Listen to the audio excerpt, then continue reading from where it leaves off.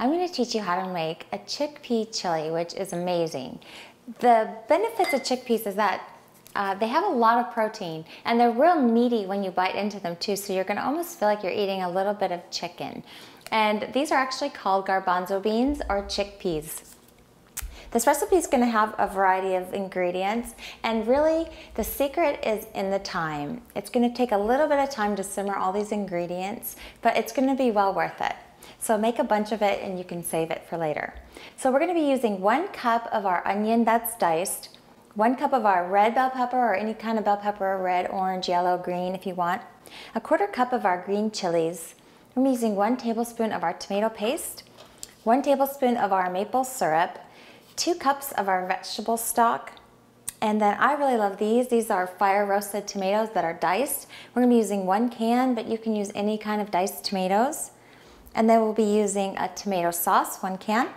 Salt to taste, about 2 cups of our corn. Black beans are wonderful. They're very high in nutrition. So we're going to be using a can of those. And then we'll be seasoning it up with 2 teaspoons of our cumin to about a pinch of cayenne, depending on how much heat you want. I like a lot of hot chili, so we'll be using more. 1 tablespoon of our chili powder. And then about 1/4 to 1/8 of a teaspoon of our paprika. So that's about it, and let's get started. All right, so what you want to do is you want this to be on about a medium to high heat. So I'm going to turn this heat on to about a medium.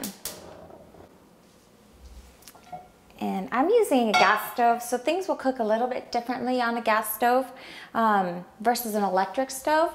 But what we're going to do is we want to make sure we get our onions nice and clear. So I'm going to add my onions with my bell pepper,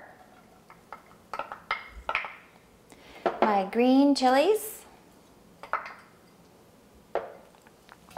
with about 2 cups of my veggie stock.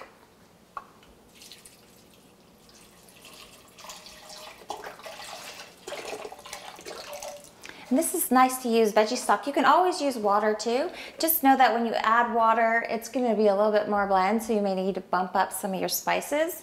And I'm going to hold off on the cayenne pepper. I'm going to use my cumin now, so I'm going to use 2 teaspoons of my cumin. Cumin's really great. It's got a nice smoky flavor. Then we'll be using 1 tablespoon of my chili powder. And you know, to each their own. There's different kinds of chili powders out there. You can find one that's stronger versus one that's more mild. And then about a pinch or 1/8 of a teaspoon of my paprika. And I'm going to add that with my tomatoes. And now this is where we have the most important ingredient that goes into your food is thyme and love. So we're going to go ahead and add some thyme to this. What we're looking for is our onions want to be real clear, and we want to have our bell peppers be soft. So we're going to bring this to a boil. Once it boils, I'm going to turn it down to a simmer, cover it, and come back in about 20 minutes and we'll see what we're at. Okay, so what we're looking for is, you can see that my liquid has reduced quite a bit, and that's exactly what we want. And my onions are a very thin, translucent color, so we know that they're soft, and that's exactly what we want. All right, and you should have a thin layer of liquid from where you started from, and now you know you've concentrated all that flavor into this starter. So now I'm going to add 1 tablespoon of my maple syrup, and this is going to help bring out the sweetness of the tomatoes.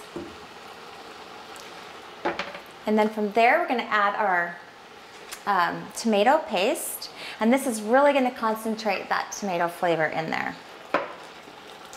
And I'm going to add my frozen corn. What we want to do is we want this corn to get nice and warm. So maybe a few minutes here of stirring it all together. And then I'm going to go ahead and add the rest of my ingredients. I'm going to turn this down to the lowest possible setting without turning it off. And now we're just going to simmer all those flavors together. So about 2 minutes, the corn should be heated thoroughly. A quick shortcut is you don't have to use frozen corn. You can let your corn thaw and it will get nice and heated quicker. Okay, so now what I want to do is I want to go ahead and add my tomato sauce. gonna add my black beans and my garbanzo beans, or our chickpeas. We're gonna stir this all in nice, so everything gets coated really well. And we're gonna get those garbanzos nice and warm.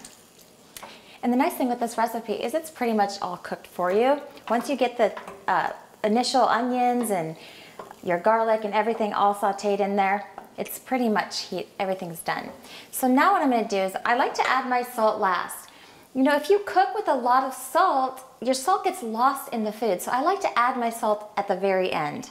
So I'm just gonna add maybe half a teaspoon of salt. So I really love a little spice to my chili, so I like to add a little pinch of cayenne. This is totally optional. So I'm just gonna add a pinch is all you need. And cayenne gets hotter as you cook it, so a little bit goes a long way. And everything looks like it's totally heated through. You could actually cook this a really long time and simmer it and make the flavors even blend well. But you know what? It's done. And in fact, if you have leftovers, it's gonna really simmer overnight in your refrigerator. All the flavors are gonna marinate together. So we're ready for this chili. So here you have a wonderful bowl of chili that you can share with your neighbors and your friends. I really love this. On a cold winter's night, I'll make a potted chili, put it over a baked potato, get some of our cheese sauce recipes on our website, drizzle some of that on there. You could turn this into a burrito, put it in a nice tortilla, add some avocado, get some dairy-free sour cream.